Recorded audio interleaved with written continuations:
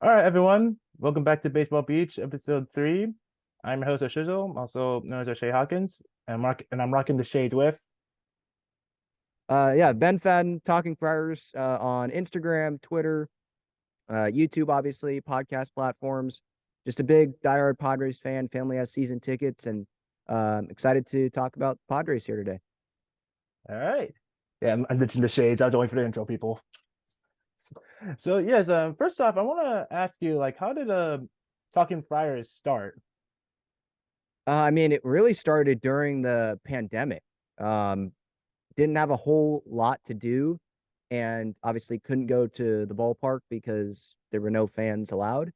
And it was something that I always thought about, not like the YouTube or whatever, but like podcast and writing, because that's how I started really in this is in high school, writing for the journalism class that I was in. So like the online website for the school, and then some other stuff with Fansided and Call to the Pen and just writing about Major League Baseball. But obviously, the Padres have been my team growing up, and so I just figured why not try it? And I love talking about them. So it's not like it's a chore or anything like that. Like I absolutely love doing it. So I gave that a try, and it's not like I was doing it for the money or anything. I wasn't earning money. It was just me doing it pretty much after every series. My cousin also was on there, a little bit at the start. But he's not in the same area that I am, and he's not, I wouldn't say he's like as diehard about the team as I am. He definitely cares. But I definitely continued to steer the ship, if you will. And it's grown bigger than I thought it was going to. I just thought it was going to be a place where I could, give my thoughts on the team, and maybe it will build some type of community. It started as just recording Zoom meetings, Zoom sessions, talking about the show. And then obviously, if you go on this channel now, there's live streams now. It's not recorded. Sometimes they're recorded for interviews and all that, but most of the time it's live streams, and I'm talking with audience and invite fans onto those live streams, and I always post a link, and because I value the community. I don't want it to ever feel like I'm talking at Padres fans and like I know more than you do. I want it to feel like I'm talking with Padres fans, and so hopefully that's what the community, those that watch or listen to my show, that's what they get. And yeah, I love talking with Padre fans, not even just on the show, but at Petco Park, whenever anyone, stops me, it's great. My family, obviously, we grew up big Padres fans, and my parents obviously have been big in that, and it's just transformed into something big. Wow, that was really good for your introduction. I hear a lot of people who say like, yeah, I'm a Padres fan, but most of my family members are Dodger fans. I Yeah, I hear that a never lot. understood. I don't understand how that works. Yeah, I mean, I explain the whole story about that, but that's off camera. yeah. So, did the inspiration from the talking part, did that came from the John Boy people? I have followed them for sure, but no, it was just a name that popped up. I don't even remember how it popped up, to be honest. I mean, the show is talking about the Padres, but uh, maybe I should have went with Talking Padres. I don't know. For some reason, I just went with Friars, and that's just how it's been. I I wish I mean, had a better answer on that. yeah, I mean that still works. All right, so you mentioned your baby background. I have questions lined up just for the record. But yeah, like what did you say? Like since you've been at this for really 3 years now, like what were like some of the Yeah, biggest surprise like people you got to come on your show or just talk to you in general? man, I've had a lot of MLB Network people come on. The local sports talk people like Paul Reindl and Stephen Woods. He came on, I think, once. John Schaefer, Jim Russell, they've been really good to me. And so I definitely appreciate that relationship. And Derek Togerson and Darnay Tripp, Marty Caswell. I'm probably leaving out some, but the local people that have come on and given me that chance, that's been great.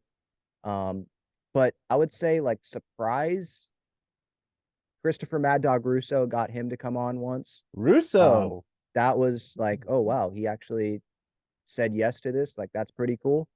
Um, and then yeah, Lauren Shahadi is another one. Like I'm a huge fan of hers and Oh MLB yeah. Central, obviously.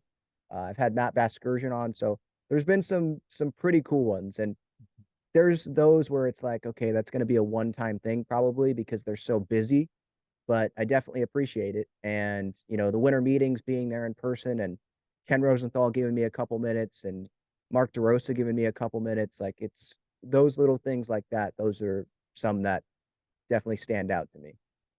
Yes, definitely. That's yeah. You got some OGs in there. We're still in the game right now. That's still props. Yeah, Jesse Agler, I think, was my first guest.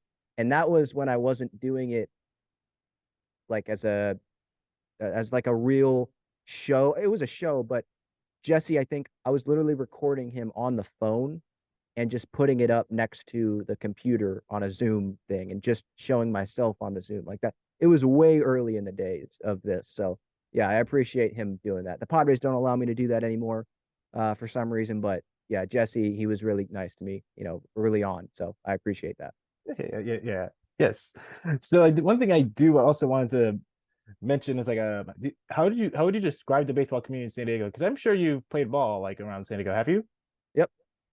Yes. Yeah, I played some high school at Helix and played travel ball coming up. So yeah. Oh, how would you describe it in general as a whole? Like the baseball community in San Diego. Definitely think it's growing. It's always been there, but I can understand how some fans it's kind of hard to follow the team day in and day out when Oh. they're not very good and you're running out Carlos Asuaje and Ryan Schimpf every day. So it's Oof. definitely grown when you have those superstars, but it's always been there and people have always been passionate about it and I've loved it. And yes, that's why I've always been that's what I've always said too, because I'm like, hey, there is a baseball community here. I mean, I'll share the rest with you off camera because I don't want to spoil what's going on here. But like you said too, like there is a baseball community here, just people don't know it yet.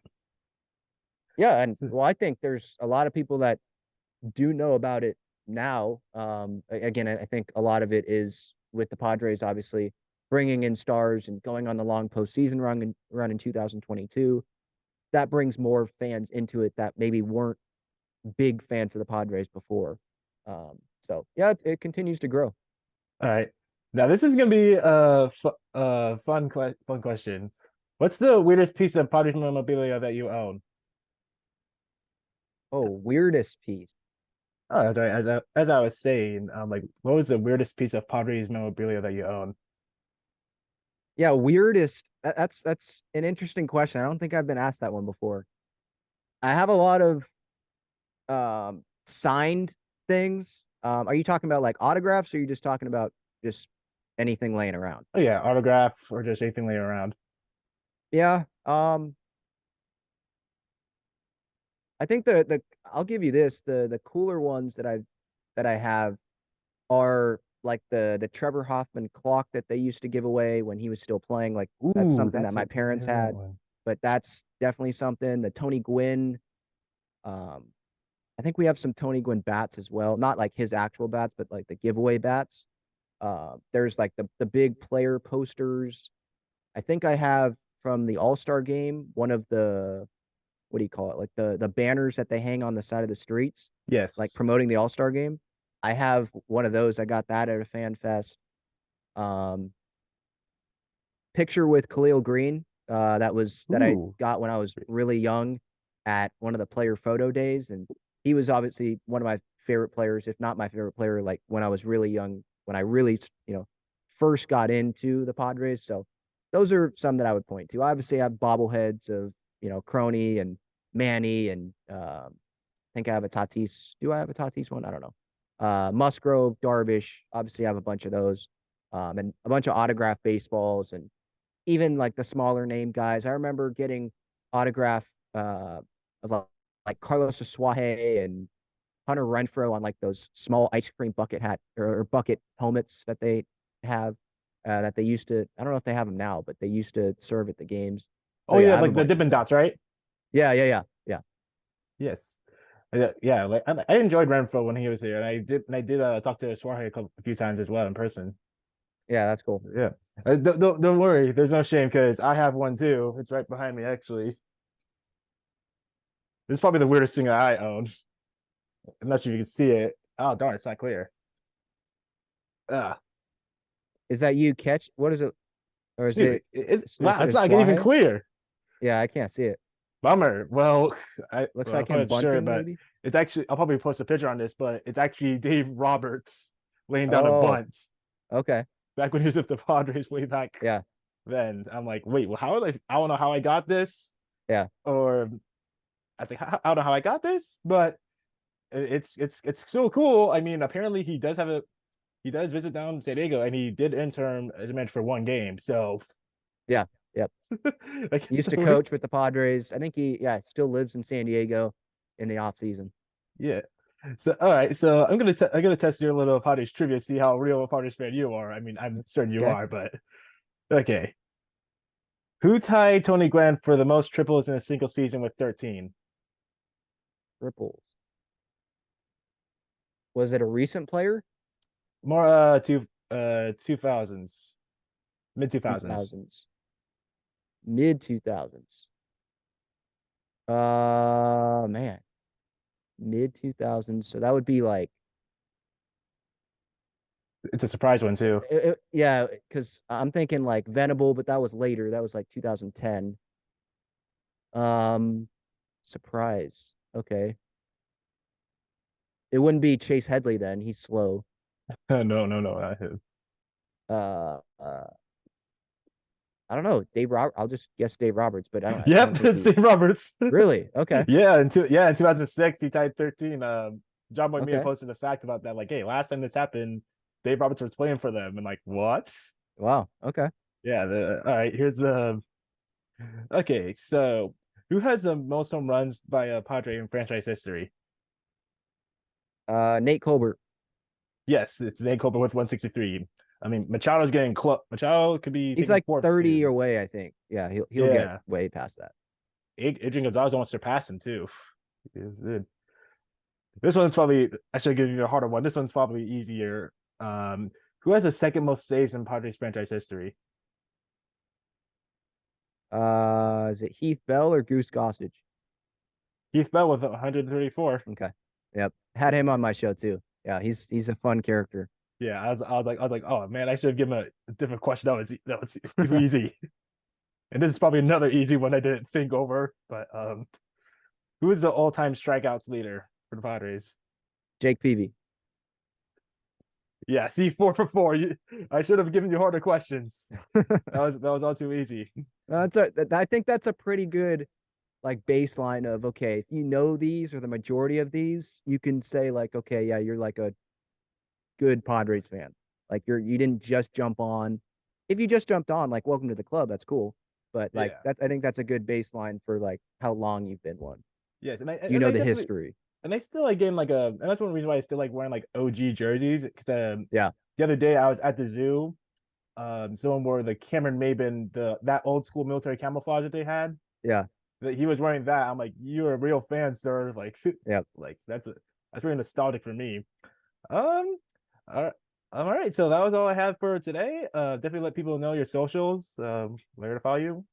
Yeah, at Talking Friars on Twitter, Instagram, and then YouTube, obviously, with that's where the live streams are. Usually I'm probably doing it more frequently now, but definitely after every series, like at minimum, I'll do pregame thoughts as well on the YouTube channel, post game reactions, just smaller reactions to the game, not just the live stream. But you ever want to join the live stream, I always post that link up there and you can give your thoughts in the chat on those live chats. I love communicating back and forth with Padres fans, and it's obviously available on podcast platforms. If you just search up Talking Friars on Apple Podcasts, Spotify, pretty much wherever you get it, and you'll be able to find it there. So yeah, thanks for the time. Appreciate it.